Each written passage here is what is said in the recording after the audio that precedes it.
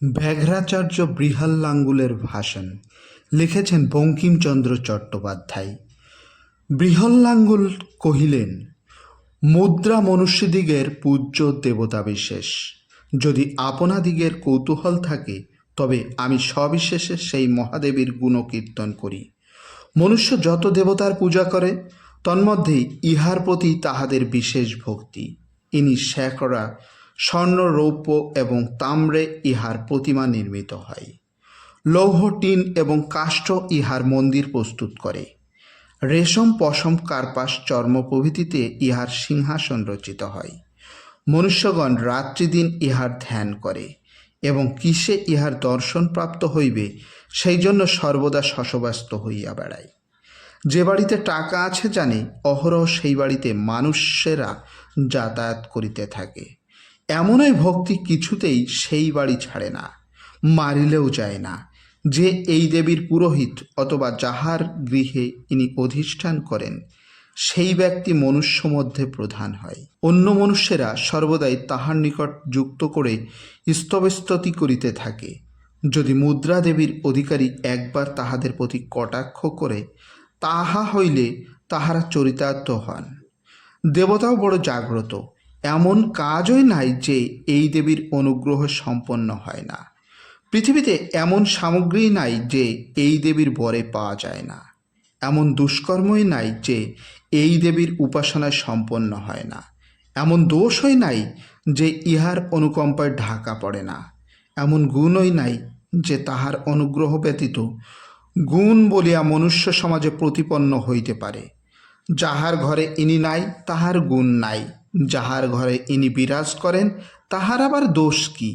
মনুষ্য সমাজে মুদ্রা মহাদেবীর অনুগৃহীত ব্যক্তিকেই ধার্মিক বলে, মুদ্রাহীনতাকেই অধর্ম বলে।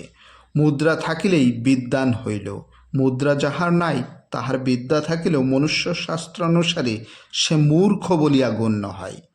আমরা যদি বড়বাগ বলি তবে অমিতদার, মহাদংষ্ঠা প্রভৃতি প্রকাণ্ডকার মহাব্যাঘ্রগণকে বোঝাইবে, কিন্তু মনুষ্যালয়ে বড় মানুষ বলিলে সেরূপ অর্থ হয় না। ৮ হাত বা ১০ হাত মানুষ বোঝায় না। যাহার ঘরে এই দেবী বাস করেন তাহাকেই বড় মানুষ বলে।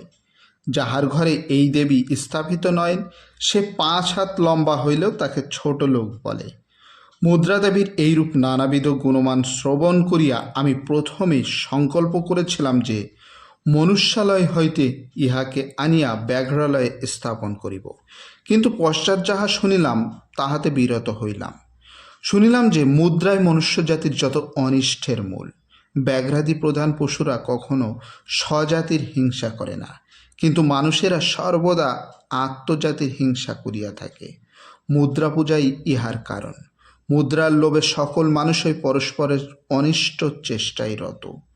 প্রথম বক্তৃতায় বলেছিলাম যে মনুষ্যেরা সহস্রে সহস্রে প্রান্তর মধ্যে সমবেত হইয়া পরস্পরকে হনন করে। মুদ্রাই তাহার কারণ। মুদ্রা দেবীর উত্তেজনায় সর্বদাই মনুষ্যেরা পরস্পরে হত, আহত, পীড়িত, অবরুদ্ধ, অপমানিত, তিরস্কৃত করে। মনুষ্যলোকে বোধ হয় এমতো অনিষ্টই নাই যে এই দেবীর অনুগ্রহ প্রেরিত নয়। ইহা আমি জানিতে পারিয়া মুদ্রাদেবীর উদ্দেশ্যে প্রণাম করিয়া তাহার পূজার অভিলাষ ত্যাগ করিলাম। কিন্তু মনুষ্যেরা ইহা বোঝে না। অতএব তাহারা অবিরত রূপার চাকি ও তামার চাকি সংগ্রহের চেষ্টায় কুমারের চাকার ন্যায় ঘুরিয়া বেড়ায়। অদ্য এইখানে সমাধা করিলাম। ভবিষ্যতে যদি অবকাশ হয় তবে অন্যান্য বিষয়ে কিছু বলিব। এইরূপে বক্তৃতা সমাধা করিয়া পণ্ডিত প্রবর ব্যাঘ্রাচার্য বৃহল্লাঙ্গুল বিপুলাঙ্গুল চট্টর মধ্যে উপবেশন করিলেন। তখন দীর্ঘনখ নামে এক সুশিক্ষিত যুবা ব্যাঘ্র গাত্রখানায় করিয়া হাউমাউ শব্দে বিতর্ক আরম্ভ করিলেন। দীর্ঘনখ মহাশয় গর্জান্তে বলিলেন, হে ভদ্র ব্যাঘ্রগণ, আমি অদ্য বক্তার সদিকৃতার জন্য তাহাকে ধন্যবাদ দিবার প্রস্তাব করি, কিন্তু ইহা বলাও কর্তব্য যে বক্তৃতাটা নিতান্তই মন্দ, মিথ্যা কথা পরিপূর্ণ এবং বক্তা অতি গণ্ডমূর্খ। অমিতদার, আপনি শান্ত হউন। সভ্যজাতীয়রা অতি স্পষ্ট করিয়া গালি দেয় না। প্রচ্ছন্নভাবে আরও গুরুতর গালি দিতে পারেন। দীর্ঘনক যে আজ্ঞা। বক্তা অতি সত্যবাদী, তিনি যাহা কহিলেন তাহার মধ্যে অধিকাংশ কথা অপ্রকৃত হইলেও দুই একটা সত্য কথা পাওয়া যায়। তিনি অতি সুপণ্ডিত ব্যক্তি, কিন্তু আমরা যাহা পাইলাম তাহার জন্য কৃতজ্ঞ হইয়া উঠিত। তবে বক্তৃতার সকল কথায় সম্মতি প্রকাশ করিতে পারি না। যাহা মুদ্রাকে বক্তা মনুষ্য পূজিত দেবতা বলিয়া বর্ণনা করিয়াছেন, কিন্তু বাস্তবিক উহা দেবতা নহে। মুদ্রা এক প্রকার বিষচক্র।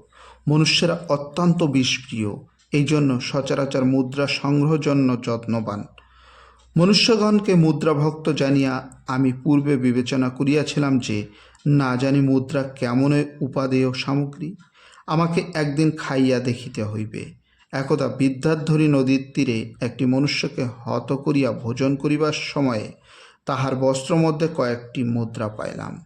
পাইবা মাত্র উদার স্বাদ করিলাম। পরদিবস উদরের পীড়া উপস্থিত হইল। সুতরাং মুদ্রা যে এক প্রকার বিষ, তাহাতে সংশয় কি?